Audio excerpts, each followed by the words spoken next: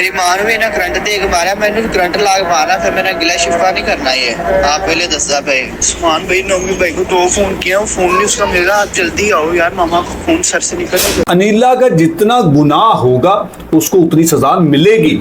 और जब से इस FIR पर काम हो रहा है, मकतूला का जो शोहर है उसने खुद वो थाने गया ही नहीं। भाई इस घर में जितने भी अफराद थे सबके किरदार मशकूक हैं, सबको शामिल तफ्तीश होना चाहिए। वालिया निशानी इसका जवाब है मेरे पास, क्योंकि उन्होंने कहानी बनानी थी। ये जो रिकॉर्डिंग की गई थी ये कत्ल से पहले की गई थी। आपकी माँ थी, आपके दिल में तकलीफ नहीं थी, आप 15 पे कॉल करते कि आए सर हमारे घर ये क़यामत टूटी। इन्होंने अपनी माँ के कातलों को पकड़ना होता ना तो उसकी तदफीन न कराते भी। आपको एक छोटा सा आपका मामू जिसको मैं नहीं रिलायबल समझता, पुलिस ने जो मदई है नुमान और उसके पूरे घर वालों को मीडिया पर आने से रोक दिया है। इस टाइम पे खातून अपने उस हकीकी शोहर को जिससे वो बेपनाह मोहब्बत करती है वो उसको करीब नहीं आने देती। बच्चा उसके पेट में पल रहा होता है, वो उसको करीब आने देती। तो वो मुझे बताएं कि किस तरह से नाजायज ताल्लुकात बना लेगी। मुझे राणा साहब इसमें बहुत सारी चीजें जो थी वो नजर आई कि यार ये जो कुछ बता रहे हैं ऐसा हुआ नहीं, हुआ कुछ और है, बताया कुछ और जा रहा है। अल्लाह ने आपको अकल दी थी, शऊर दिया था, तो आपने उसी टाइम जब आपको डेथ सर्टिफिकेट दिया गया था, हॉस्पिटल में डॉक्टरों ने कहा था कि ये पुलिस केस है, इसका पोस्टमार्टम कराएं और पुलिस को इत्तला दें, आपने क्यों तब आपने अपने बेनोई की बात समझ के कहा जी इसने जो कह दिया वो हदीस कह दी।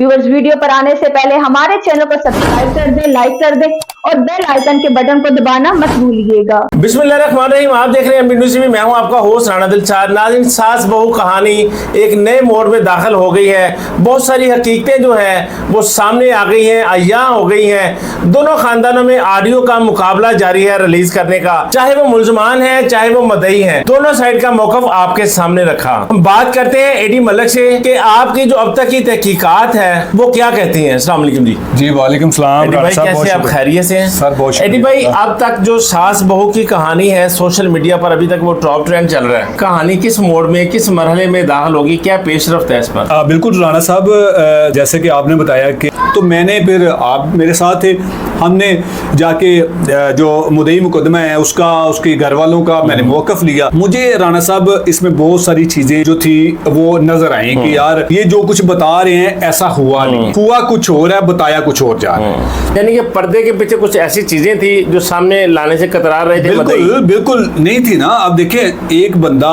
जो है वो सोशल मीडिया पर वो हर जगह पर कहता है जी मेरे साथ ज्यादती होती है। अब उसके साथ ज्यादती करने वाला कौन, उसको भी तो आना चाहिए साथ। खैर खुशकिस्मती से ये जो सेहरा था वो हमारे साथ सजना था। मैं अनीला पर इल्जामात लगाए गए, वो सारे का सारा मौकफ मैंने लाके अवाम के सामने रखा। ये अनीला है जिस पर ये इल्जामात लगाए जा रहे हैं उसके शोहर की जानिब से, उसके नंद की जानिब से, उसके दूसरे रिश्तेदारों की जानिब से कि इसने अपने नहमदोई के साथ नाजायज ताल्लुकात बना लिए। ऐसे वक्त में कहा जा रहा है कि जब वो 7वें 8वें माह की जब औरत हामला होती है तो वो अपने आप से उठने बैठने के काबिल नहीं होती, उसको अपने आप से उलझन हो रही होती है। तो एक शोहर होकर उसकी अपनी पहली औलाद है जो दुनिया पर आ रही है, राणा साहब देखें ऐसे शख्स जो होते हैं ना, जो आपने कहा कि इस दौरान यकीनन देखिए मैं भी एक मैरिड पर्सन हूँ, आप भी मैरिड पर्सन है, इन माहौल से या ऐसे जो टाइम होता है इस टाइम से हम गुजर चुके हैं। और यकीनन ये आपकी बात को मैं आगे मजीद इसको ऐड कर देता हूँ कि इस टाइम पे खातून अपने उस हकीकी शोहर को जिससे वो बेपनाह मोहब्बत करती है वो उसको करीब आने देती, बच्चा उसके पेट में पल रहा होता है, वो उसको करीब आने देती। तो वो मुझे बताएं कि किस तरह से नाजायज ताल्लुकात बना लेगी।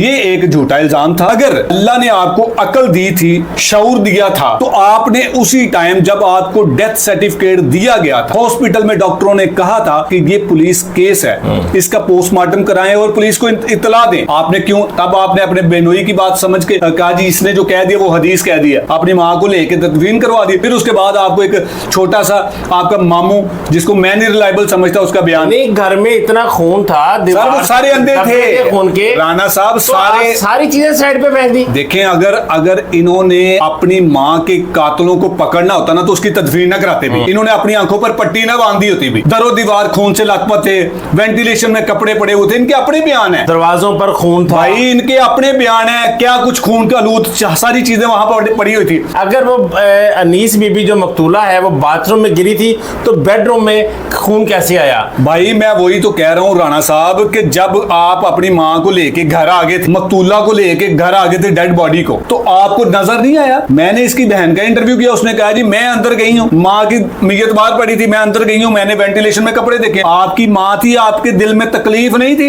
आप 15 पे कॉल करते कि आए सर हमारे घर ये क़यामत टूटी ये है। मशकूक चीज है, छोटा सा घर था भाई इस घर में जितने भी अफराद थे सबके किरदार मशकूक हैं, सबको शामिल तफ्तीश होना चाहिए। मैं किसी एक की साइड नहीं लूंगा, मैं सबके साथ। अनीला तो मुलजमा है मरकजी, अनीला उस्मान हमजा तो मुलजम है। जब से ये मामला पुलिस में गया है, जब से एफआईआर दर्ज हुई है और जब से इस एफआईआर पर काम हो रहा है, मकतूला का जो शोहर है उसने खुद वो थाने गया ही नहीं, अपने बेटे के साथ, सौतेले बेटे के साथ भी नहीं गया और वैसे भी नहीं गया। अपना रिश्ता क्यों छुपा रहा है? अगर आप शोहर हैं किसी बीवी के, किसी औरत के, उसको कत्ल कर दिया गया, आपका काम नहीं बनता? आइडेंटिटी क्यों छुपानी अपनी? भाई आइडेंटिटी तो गोली मारे ना, आपका काम नहीं बनता कि आप मुदई बने, आप बच्चे नहीं हैं, आप लूले लंगड़े नहीं, आप मरीज नहीं है, आप मजदूर नहीं है, चल फिर सकते हैं, बोल सकते हैं, देख सकते हैं, समझ सकते हैं। लेकिन यहाँ पर भी एक प्रॉब्लम है, क्योंकि उसकी जोजियत में तो नाम है मकतूला के, वो पुराने शोहर का है। सर क्यों नहीं करवाया शायद है पेंशन है सर, वो पेंशन नहीं करवाया, मेरी वो बात तो एक सवालिया निशान मौजूद है। सर वो भी क्राइम है, आप कौमी खजाने से 2 नंबर तरीके से पैसे ले रहे हैं, ये क्राइम नहीं, ये चोरी नहीं है? जब एक खातून निकाह कर ले किसी के साथ तो उसके जो पहले शोहर के जो भी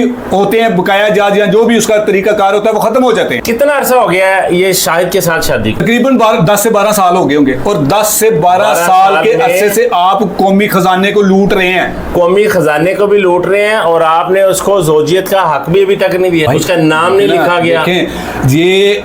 ये जो शाहिद जबरान इमरान साहब हैं, ठीक है ना, इनको चाहिए था सबसे पहले अपनी बीवी से अगर इनको मोहब्बत थी तो ये उसी टाइम पे कहते चले। अनीला के पास तो मोबाइल नहीं था, उसने 15 पे कॉल नहीं की, उसने नहीं शोर मचाया। डॉक्टर कह रहे थे कि ये पुलिस केस है, तो शाहिद का काम था कि वो 15 पे कॉल करता, पुलिस वहां पे आती, तदफीन करवाने की क्या जरूरत है? आप सिर्फ डॉक्टर को कह देते कि हमने पोस्टमार्टम करवाना है, तो पुलिस हर हॉस्पिटल में एक चौकी होती है, एक डेस्क बना होता है, पुलिस इन्वॉल्व हो जाती है। लेकिन मुद्दई नहीं चाह रहे थे कि इसका पोस्टमार्टम हो। नहीं तो मुद्दई क्यों नहीं चाह रहे? ये सवालिया निशान है सारे केस में। सवालिया निशान है, इसका जवाब है मेरे पास, क्योंकि उन्होंने कहानी बनानी थी। ये जो रिकॉर्डिंगें की गई थी ये कत्ल से पहले की गई थी। आप देखिए, मैं तो इसको कहूंगा ये प्लान मर्डर था। ऐसा प्लान मर्डर था कि पहले सारे एक दूसरे की रिकॉर्डिंग्स करते रहे हैं, ये प्लान सबूत बनाते रहे हैं, सबूत बनाने के बाद उसको मारा गया। राणा साहब ये प्लान मर्डर था सिर्फ और सिर्फ 2 लोगों को फंसाने का। ये प्लान मर्डर था मकतूला के अपने ही हकीकी बच्चों का घर तबाह करने का। इसमें मुझे बताएं आप, अनीस बेटी का सारा घर तबाह हो गया, उसकी बेटी जो है मुझे बताएं ना, उसकी घर उजड़ गया, उसकी बेटी का घर, बेटे का घर उजड़ गया, पीछे रह गया। दूसरी बेटी का जो है घर वो दांव पे लग गया, मकतूला खुद। मुझे बताएं ना, फायदा किसको हुआ है? फायदा किसको हुआ है? नुकसान किसको हुआ? नुकसान नुमान को हुआ, नुमान का पूरा घर तबाह हो गया। एडी साहब मैं आपको एक बात बताऊं, जो इस सारे केस को देख रहे हैं ना यूसुफ भट्ट साहब, वो बड़े काबिल और मेहनती पुलिस ऑफिसर हैं। वो यकीनन इस जाविये को भी देख रहे होंगे और उन्होंने वो सारी इन्वेस्टिगेशन जो है वो अब खुद देख रहे हैं और इसमें कौन मुजरिम है वो सब पे फोकस किए हुए हैं। मैं आपको बता दूं, किसी मरहले का इंतजार कर रहे हैं। सर मैं आपके सवाल का जवाब दे देता हूं पूरा होने से पहले। मैं समझ गया हूं, ठीक है जी। मैं आपको ये बड़ी खबर दे रहा हूं, पुलिस ने जो मदई है नुमान और उसके पूरे घर वालों को मीडिया पर आने से रोक दिया। अच्छा, उसको रोक दिया और फिर उसके साथ ही साथ पुलिस ने उस कातिल के पीछे और उस कातिल के जो मास्टरमाइंड है उसके गिर्द घेरा तंग कर लिया। अच्छा, अब किसी भी वक्त ये बड़ी गिरफ्तारी किसी भी वक्त उस प्लानर की गिरफ्तारी हो सकती है जो जिससे इस कत्ल का सबसे ज्यादा फायदा जिसको पहुंचना है। अब वो कौन है? जो शक का फायदा होता है ना, वो किसको होता है? वो मुल्जमान को होता है। सबसे पहले जो सबसे बड़ा जो फायदा है ना वो एफआईआर है कि एफआईआर जो है वो मकतूला की तदफीन के बाद दर्ज होती है। और सोचें कि जब पहली चीज ही मुल्जमान की फेवर में जा रही है तो आगे जाकर ट्रायल में क्या होगा? यूसुफ भट्ट एक मंजा हुआ पुलिस सर, हमारी पुलिस इस चीज पर वो इन्वेस्टिगेशन कर रहे हैं। और मैं एक बात कहना चाहूंगा कि अगर हमजा का, शाहिद का मोबाइल ले लिया जाए, जो एक उस्मान का मोबाइल जो उसकी बीवी हिना के पास है वो ले लिया जाए, उसकी फॉरेंसिक करवा दी जाए, तो मेरे ख्याल में सारा केस सामने निकल के आ जाता है। राणा साहब पुलिस बड़ी माशाल्लाह से एक्टिव है। है और पुलिस अब टेक्निकल है। पुलिस अब आप सोचें कि पुलिस उस दहाई में जब खुरे से कातिल को पकड़ लेती थी, अब तो जगह जगह कातिल खुरे छोड़ के गया हुआ है। खुरे छोड़ के गया। ठीक है ना? सीडीआर का जदीद दौर है, डिजिटल देखिए, दौर है। सीडीआर को मैं रिलायबल नहीं समझता। जो शातिर प्लानर होते हैं ना, वो उन्हें पता होता है कि हम सीडीआर से पकड़े जा सकते हैं। सामने आ जाएगी जब तफ्तीश होगी तो फिर बड़ा कुछ खुल जाएगा। आप देखिएगा, हमने लोगों को सच दिखाया है और हम अल्हम्दुलिल्लाह से सच दिखाएंगे, क्योंकि सच में बड़ी ताकत होती है। देखिए, हमारा काम अनीला को नहीं बचाना, ना हम अनीला के सपोर्टर हैं, ना हम अनीला को बचाने की कोशिश कर रहे हैं। अनीला का जितना गुनाह होगा उसको उतनी सजा मिलेगी। नहीं, जो गुनाहगार है हर गुनाहगार को सजा मिलनी चाहिए, उसके जुर्म की सजा मैं मिलनी तो सबसे पहले कह आपके दिया पास ना। उस्मान की कोई उस्मान और हमजा की कोई ऑडियो है, अक्सर आप बात करते हैं, वो क्या है? सुनाए जरा नाज़रीन को। आप ये सुनिएगा गौर। मेरी मां ਨੂੰ ਇਹਨਾਂ ਕਰੰਟ ਦੇ ਕੇ ਮਾਰਿਆ, ਮੈਨੂੰ ਕਰੰਟ ਲਾ ਕੇ मारना, फिर मैंने गिला शिफा नहीं करना ये। आप पहले दसदा पे उस्मान भाई नौमी भाई को 2 फोन किया, वो फोन नहीं उसका मिल रहा। आप जल्दी आओ यार, मामा को फोन सर से निकल रहा, जल्दी आओ। राणा साहब, आपने सुनी? अच्छा, ये हम उस्मान को बुला रहा है कि मामा गिर गई हैं। हाँ। और मामा का खून बह रहा है और फौरी तौर पे उस्मान भाई ये वो मुलजम उस्मान बहनोई को कह रहा है बिल्कुल कि जल्दी से आ जाए। अपने यार, बहनोई उस्मान को कह रहे हैं। इस वाइस से तो ऐसा लगता है कि फिर उस्मान बाद में आता है। आ चुकी हैं जिसको छुपाया गया था। अब देखिए, तब तक कोई भी मामला हल नहीं होता जब तक दूसरी तरफ का भी मौकफ ना आए। हमने ईमानदारी के साथ दूसरी तरफ का मौकफ आपके सामने रखा। अब फैसला आपने करना है कि आखिरकार इस मामले में इस कत्ल के पीछे जो सबसे मास्टर माइंड है उसको क्यों बचाया जा रहा है या वो क्यों बच रहा है। देखिए, मेरी निगाह में सारे के सारे किरदार मशकूक है। बहुत शुक्रिया एडी मलिक साहब। मुद्दई किसको बचा रहा है, किस रिश्ते की कुर्बानी दी जा रही है, किसको बचाया जा रहा है? बहुत सारी ऑडियोज़ इस वक्त हमारे पास मौजूद हैं। आपको जैसे जैसे अपडेट मज़ीद आती है, केस में कोई नई पेशरफ्त होती है, उसके बारे में भी आपको आगाह किया जाएगा। और हर ऑडियो जो है वो आपको हर वीडियो में 1-2 ऑडियो भी सुनाई जाएगी। तो फिर आप फैसला कीजिएगा कौन कहाँ कितना कसूरवार है। कमेंट बॉक्स में अपनी राय से ज़रूर आगाह कीजिएगा। इजाज़त दीजिए, अल्लाह निगहबान।